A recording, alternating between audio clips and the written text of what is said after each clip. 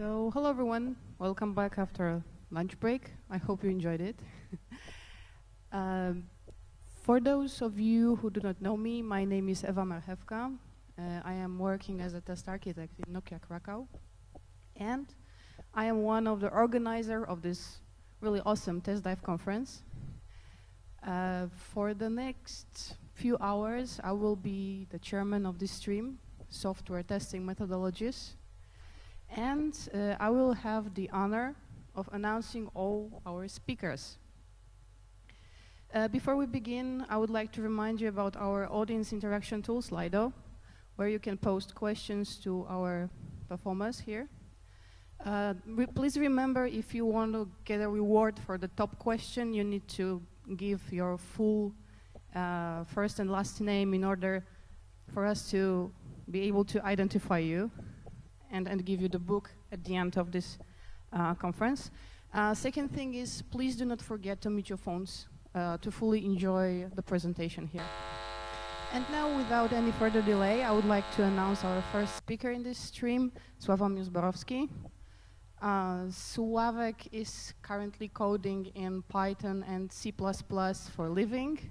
He's a senior software engineer in Nokia Wrocław. Some of you may have already heard Sławek during one of his presentations at TestDive, so you know he's a good speaker, right? If not, we'll give you this unique opportunity to hear Sławek's presentation on testing level hard distributed systems. Please give a big applause to Sławek. Thank you, Eva. I'm not a good speaker. Okay, so hello everybody. In the first place, I'd like to say thanks for coming here and joining me. As far as I know, we also have some guys watching us on YouTube, so thanks for watching. My name is Sławomir Zborowski, and can you hear me? Okay, I'm going to give a talk about testing distributed applications. But before I start, let me quickly introduce myself to you. So, you almost know everything. I'm working as a senior software engineer at Nokia. I'm based in Wrocław. And when it comes to my interests, well, frankly speaking, it's everything that has anything to do with computers or computer science. And right now, you may think that I have mistaken the rooms because this conference is about testing software, and I just told you that I'm rather writing it.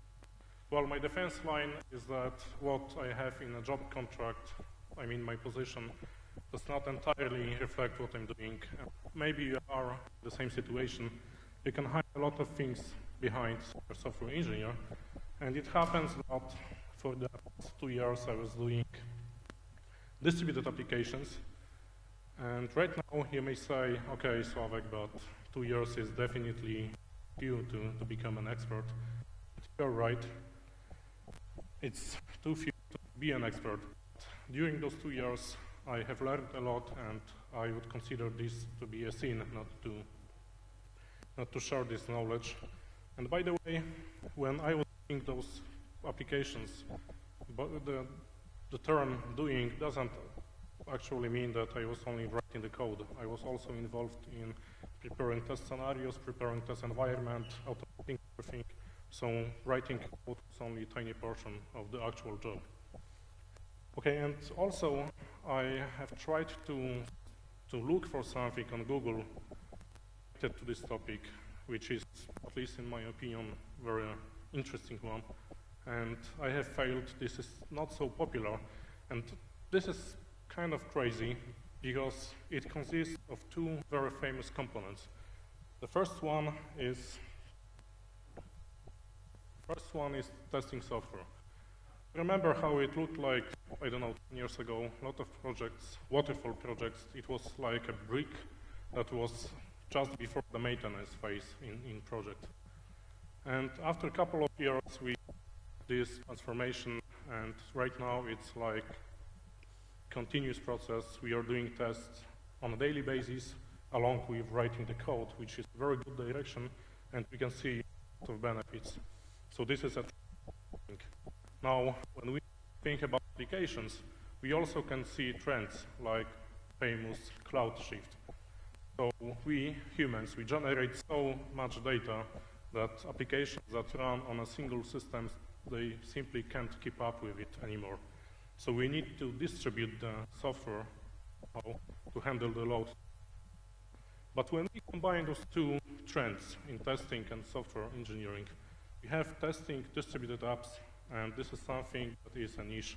I think we should talk about it, we should think about it, and I guess this conference is like the best place to do so.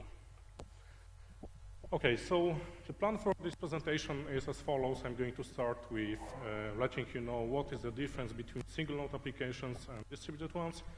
Then I will forward to network partitions and why network partitions are especially important from a testing perspective. Then we will see how we can inject a fault into a running system. And finally, we will discuss a couple of other difficulties that are apparent when you're dealing with. Okay, so I was thinking about how to lay this down, how to show you the difference and how to squash everything into one sentence that explains it all. So while thinking about it, how to do this, I was also reading this excellent book by Martin Kleppmann. It's entitled Designing Data-Intensive Applications. And guess what? Right in the middle, I saw a paragraph that was so close to what I was trying to achieve that I simply decided to include it here. And it goes like this.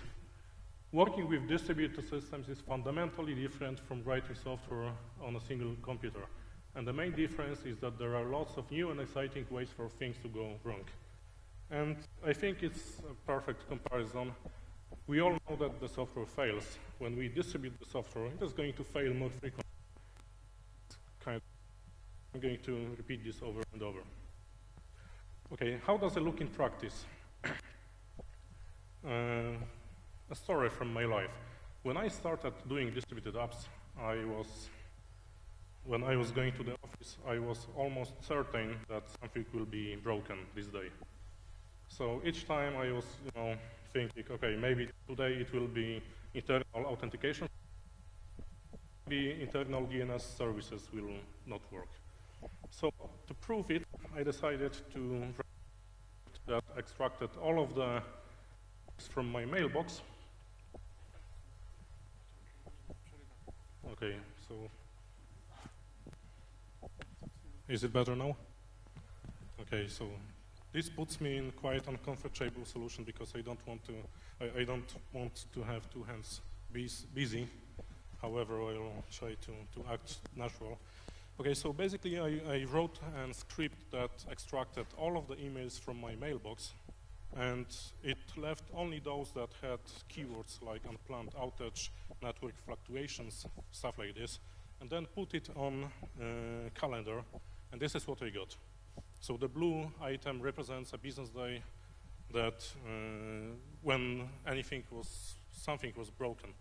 So as you can see, in months like November, we had only 4 business days when everything was okay.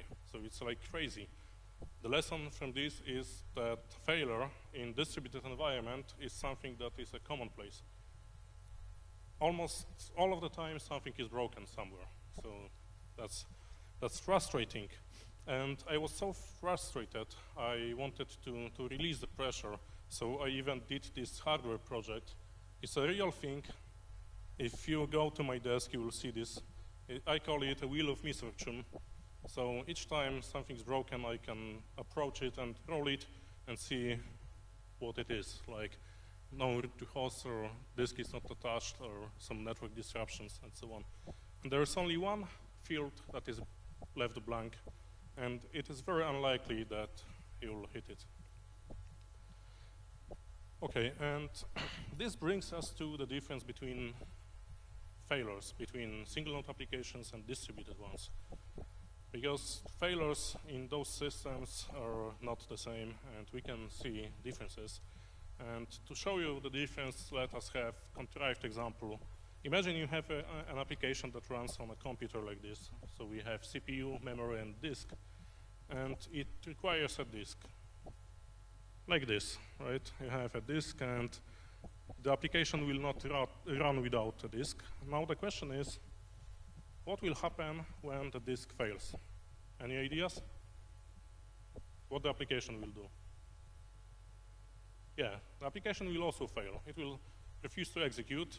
Is it acceptable? Kind of, right? Because if you have an application and your application requires this and you don't have this because it has failed, then it's quite acceptable to tell to the user that, sorry, but you need to replace something. How does it look in distributed system? Consider we have simple application with 6 nodes and 2 of them have failed. Now, the question is, in this scenario, can we say to the user that, sorry, but we refuse to execute because there is some failure? Not anymore, unfortunately. So the problem here is that the application still has some resources on other nodes. So it can simply redistribute those parts of the software, so it will still continue, maybe with some little disruption. Now the case is that this thing has a name. We call it a partial failure. It is very important to know this. A partial failure is something that is, I like to give this comparison to physics. So if we talk about classical physics, everything is fixed. You can calculate everything, and it is easy to reason about classical physics. When we think about quantum physics, it is not so easy anymore. So you can have states that are both 0 and 1, and it is the same with distributed apps. So it's very unlikely that you will observe a fatal failure and everything will stop working, but also it is unlikely that every part of your system will work flawlessly. So you are going to be somewhere in between.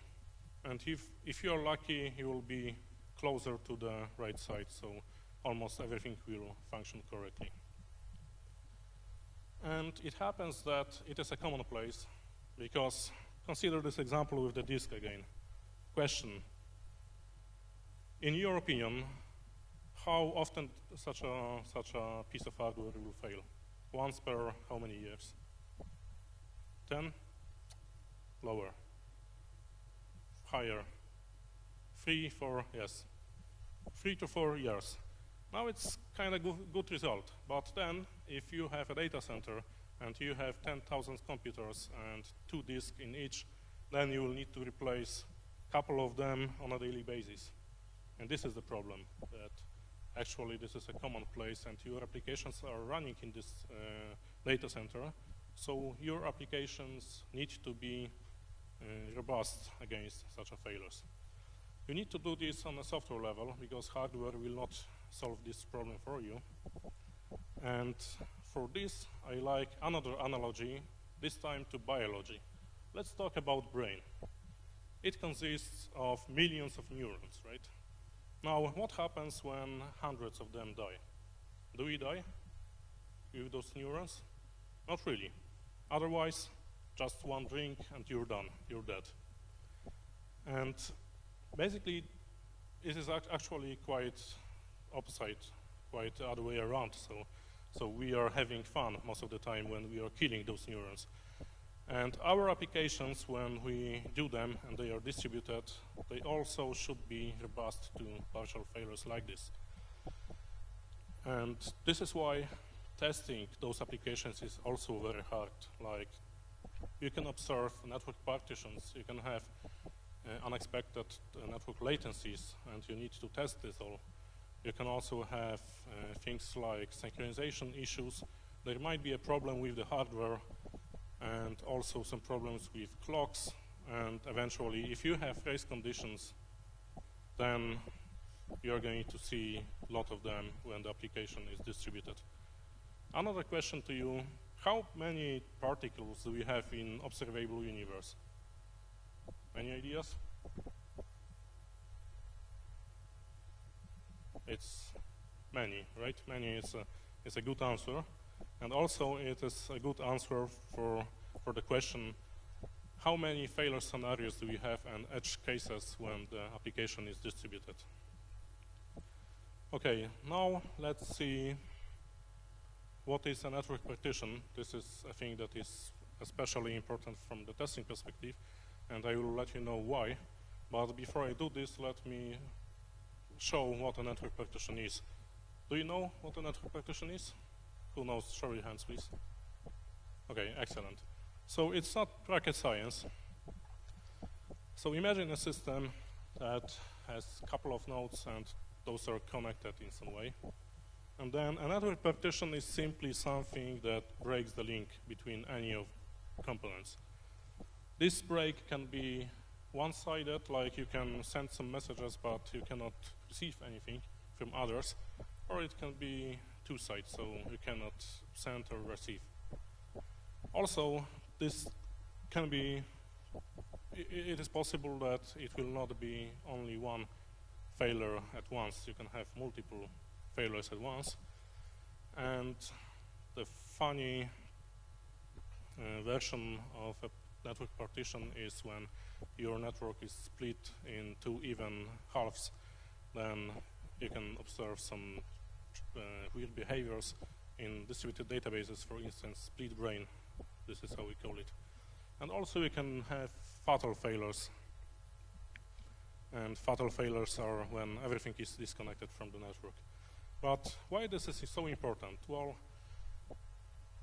what application can tell when it sends a message to other application or other part of the application and it didn't receive any response in time?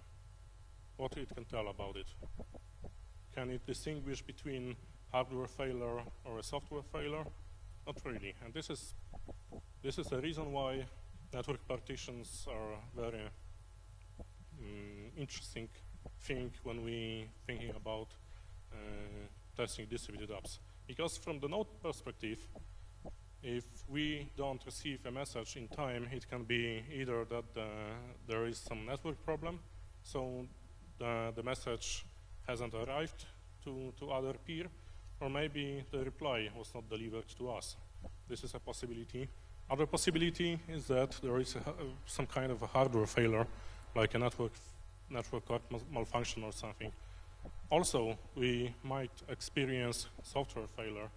So we are sending some message to the guy, but the guy has cached, and we are not having any responses from him.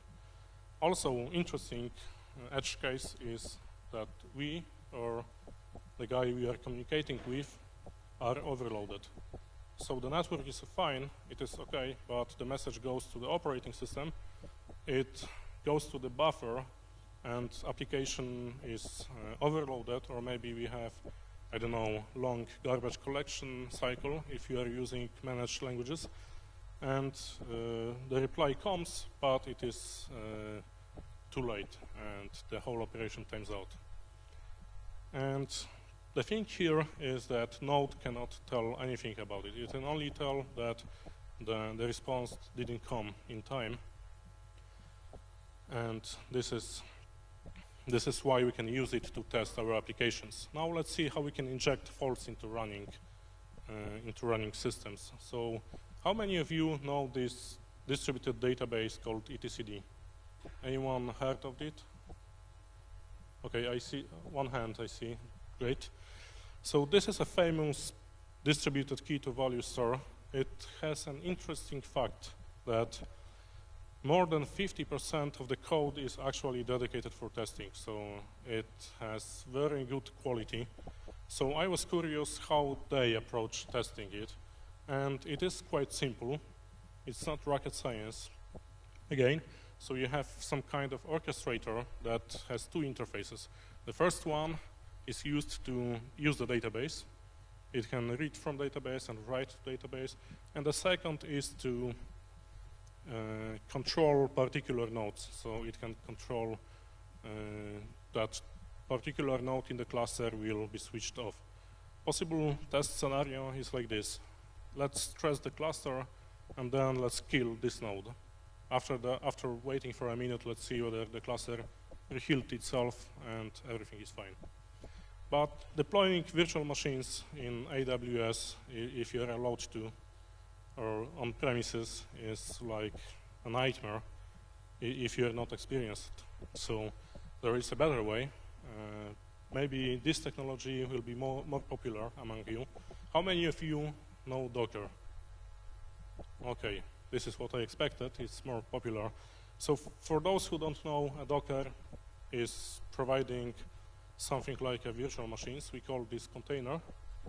And it's basically isolated process that has its own networking interface. So if you are setting up multiple containers and you're able to do this using Docker Compose, so just one command and you can spawn 10 containers.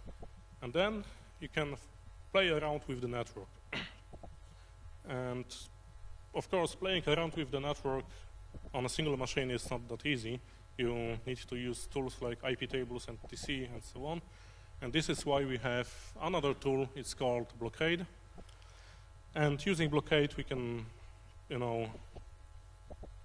test different scenarios by injecting a fault into running distributed application. To show you how it looks like, let's consider this very simple and contrived example because we don't have time for anything bigger. We have a backend that will accept requests, and the request is to download a file, so it's a simple task.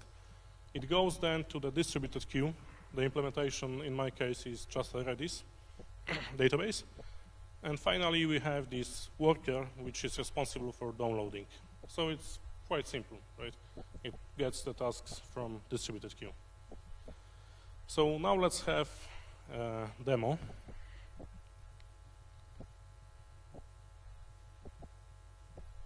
Is it working? Okay, so at the top I have output from the download worker. And at the bottom I have my console, so I don't see what I'm typing, but this is a helper script that allows me to download a file that is that big, right? So when I hit enter, I can see that the request number 1 is exactly this file. And to show you that it is not a fake, if I put, sorry.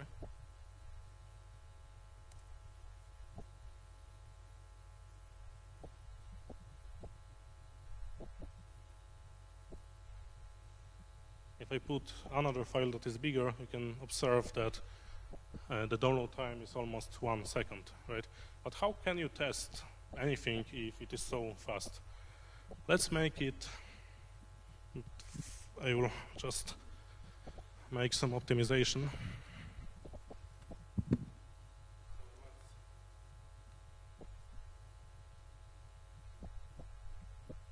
Let's make whole network flaky, so it will simply drop packets, duplicate packets, it will become slow and so on. And it takes a couple of seconds because magic happens under the bonnet. And then if I try to download a file, you can see it was quite quick, but look how slow it is. And now I can do all of the things that I want to. So network partitioning, playing with the network, introducing some latencies and so on. So with a couple of commands, you are able to test distributed app on your own system, just like this. And because it is going to take a lot of time, let's bring it back to normal. Again, it will take a couple of seconds.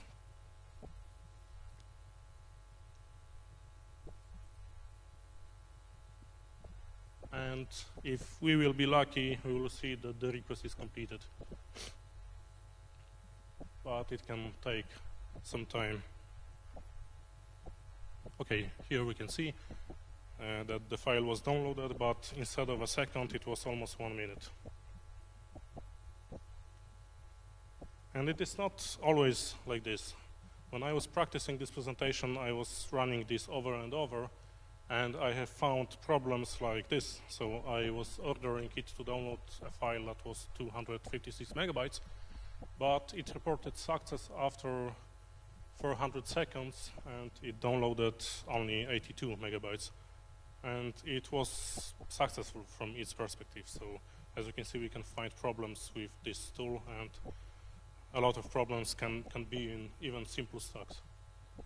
Okay, and the last thing that I like to discuss is the difficulties that we have when working with distributed applications. And it basically boils down to a famous comparison between pet and cattle. You know this comparison? So basically, when you are working with single nodes, you can remember the IP address, you name this, you can configure everything by hand, and it's so nice, right? But then when you distribute the software, you need to go to some cloud, you need to use virtual machines, and then you will not remember all of the IP addresses. So you need to introduce numbers, and then machines can, go, and new machines can appear just like this in virtualized environment. So it is much harder, and everything boils to this. So for instance, when we want to debug something or replicate some bug, then what we need to do in distributed virtualized environment? We need to spot the place where we have a failure. Then we need to find an instance. And finally, when we want to SSH in, you can see a message like this. And I'm not joking. I have seen numerous times things like this. How it is possible that my virtual machine now has IP address all zeros, and now I cannot access this machine at all? I have done nothing, but some guy from IT department did something, and now I can't access my machine, which maybe had some logs or something. So when it comes to logging, we also can't SSH into each machine to gather the logs, right? It's not possible. You need to use some centralized solution, like we are using Elasticsearch with Logstash and Kibana. And basically, if you get used to it, you can be quite fluent, but still you need to deploy additional machines, which basically brings other problems. Also, when it comes to performance, if you want to test performance, look for bottlenecks, then single machine is fine, because you use commands like iotop, htop, and you're done. It's quite, let's say, easy to find bottlenecks. In distributed systems, it's not so easy. You need to deploy other centralized solutions and so on. So basically, it all boils down that you have this cattle and you need to manage it. Okay, so again, I'm going to repeat this, that we have many more ways for software to fail in distributed environment when the application is distributed. And this is why it's hard to test it, because we need to think about all of the possible scenarios, all edge cases, and it's unimaginable what can happen in the real world. It's hard because of this. Also, asynchrony is not helping, because if order of events can depend, the outcome can depend on the order of events, then it's tricky. And also, when we are fighting in distributed environment, then basically we need to solve other problems as well. So once again, the number of edge cases and failure scenarios is so big that it's very hard to test everything, but still we want to have as broad coverage as possible. So testing distributed apps is much, much harder than testing single node applications, because we need to think about more scenarios. But with appropriate tooling, you can do this. This is what everything that I prepared for you. Thank you.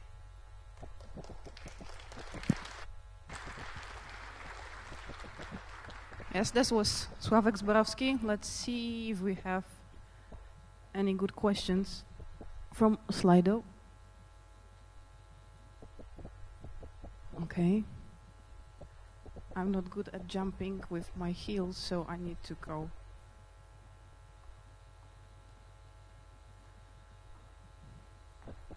Okay, so here's the question. Are you doing something to prevent environment issues, failures, or you are focused on software to mitigate this risk and handle environment issues? Well, I have one remark when it comes to this, and it is to prevent having state. So if you're stateless, then you can deploy everything once again without a problem. if there is a state in your environment, then it's much harder, because if you want to migrate from faulty environment to the functioning one, then you need also to get the state from one place and put it in another. So having stateless services is the solution that we try to take.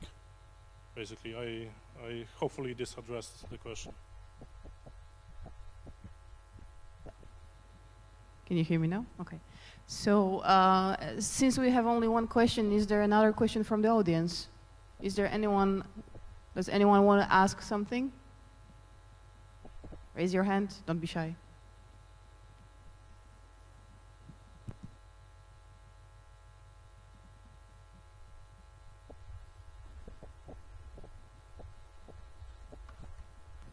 Hey, my name is Piotr. Do you performing any tests to simulate the failures, something like Netflix doing Chaos Monkey, Gorilla? Unfortunately not, but we are going to eventually. I mean, this is an excellent way of thinking, and we should all stop thinking that production is something precious that we should care of. We should treat production as something that we need to try to destroy. Like drinking alcohol, you can destroy your brain. So we should have chaos monkeys. Unfortunately, we are not there yet. Okay. You work in Docker? Sorry? You working on Docker? Yes, we are working with Docker, Docker Compose, Docker Swarm. Basically, we are one step. In one step, perhaps we will go to Kubernetes. So Docker have some tools for like Chaos Monkey? Yes, I know, but still we are not there yet. Our software is not prepared for this. Thanks. Any more questions? Do we have time? Okay, so let's give a big applause to Sławek for this great presentation.